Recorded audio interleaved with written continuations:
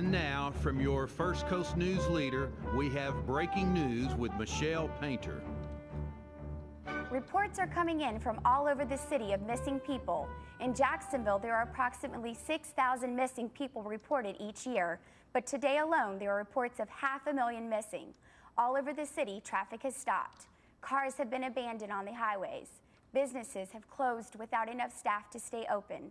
City officials state that they do not yet have a lead into what has happened, but all of their remaining staff is working with law enforcement agencies closely.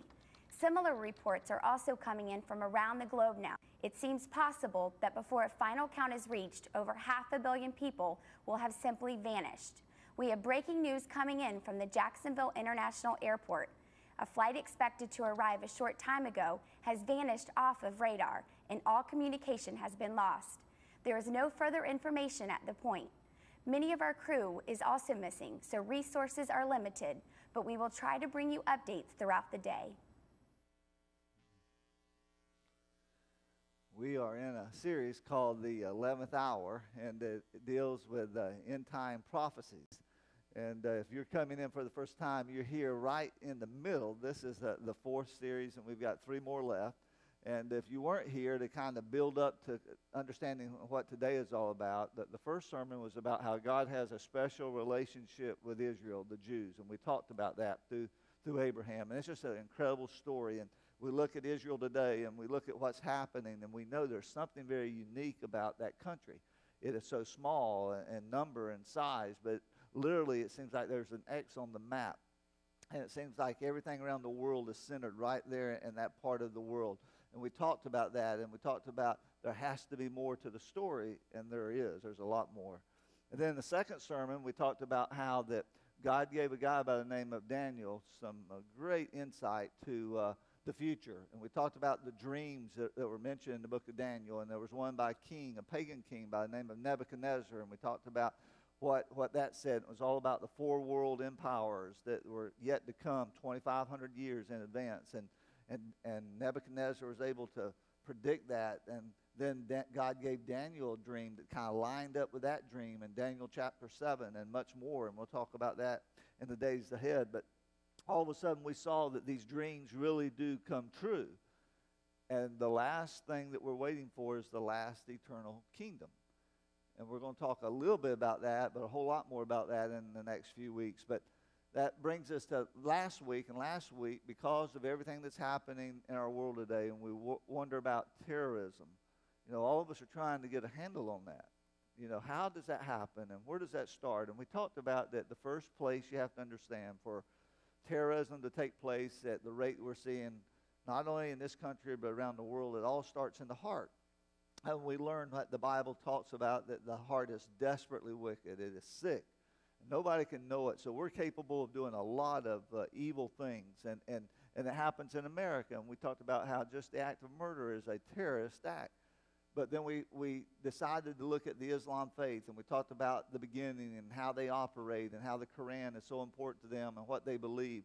And we kind of line that up with what the scriptures have to say. And so that brings us to our point today. And today's sermon is entitled, Vanished Without a Trace. And this is one of those sermons that unless you've been raised in the church, this is going to be new to you, some of the terminology that I'm going to use. And so if you're here, I want you to understand that I'm going to try to explain it as simple as I can, but this is something that for the most part has been really been clouded through history. There's been a curtain until God decided to reveal it, and he did it through the Apostle Paul. So today we're going to be looking in the Bible, and we're going to be looking at some of these events. And before we get there, let me just kind of set up where we are in history at this point. When this event begins to occur, at least in my opinion, and I'll explain why I believe this in just a minute, we're right at the point where there are about 7 years left on earth as we know it. The Bible calls it the tribulation, and in other places it calls it the Great Tribulation. Most scholars today, those who believe the Bible, believe this. Everybody seems to agree on this, that there's going to be a very unique period in history, human history, the 7 years, where a lot of things are going to happen. But what happens before those 7 years is in question by some. And let me give you all 3 views.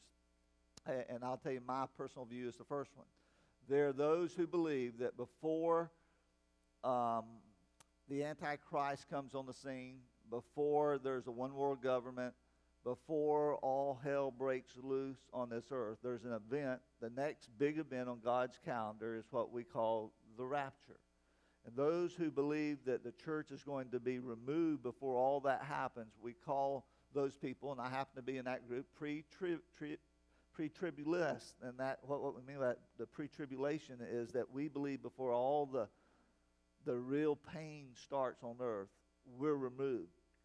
There are people who believe that they're in the mid-tribulation category, and what they believe is this, that when the last 7 years begin on earth as we know it today, about halfway through, and what they believe is that there's going to be the Antichrist will be in power, that he will make a peace treaty with Israel, and things will be going well until about 3.5 years into that 7-year period, and then the church is removed because it's in the last 3.5 years where all the real hell breaks loose on this earth.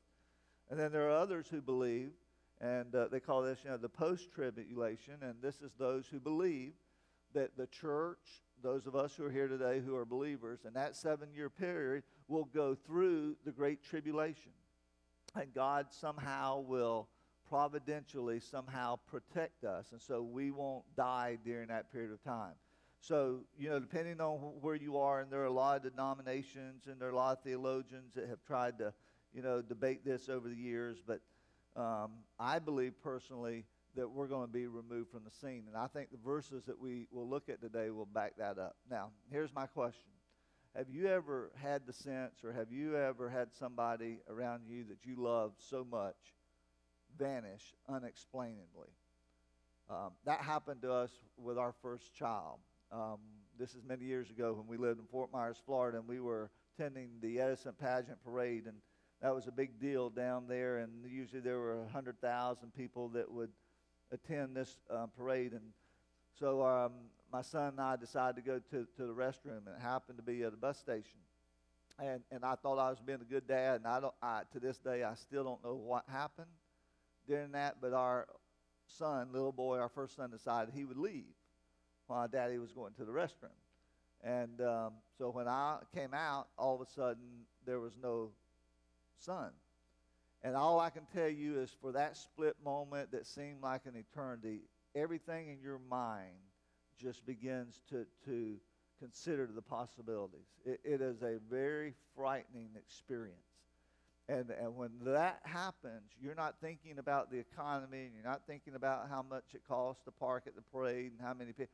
The only thing you really care about is you're thinking about that person that is missing. And thankfully, there was a great ending because there happened to be another man that was just standing there in that restroom when we walked in, who was just watching us, just observing us.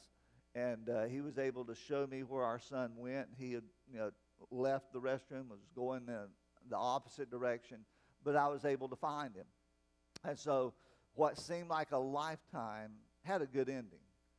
Well, today what I'm going to share with you, for those of us who are believers, the story that we're going to talk about is that we have a good ending. And this is an incredible story. And what's so unique about this is that when you read the Bible, especially the Old Testament, this is like a secret. Nobody in the Old Testament had a clue as to what we're going to be talking about today. You see, they believed, as God's calling people, most of the prophets, who of course were Jews, that one day the Messiah would come and that he would sit up in an earthly kingdom. And that was the whole mindset, that Jesus would come, Messiah would come, and then he would set up his earthly kingdom. Unfortunately, as we all know, that when the Messiah came, the Jews rejected him as being their Messiah. And so something happened, and it's incredible because it's really good for those of us that are here today.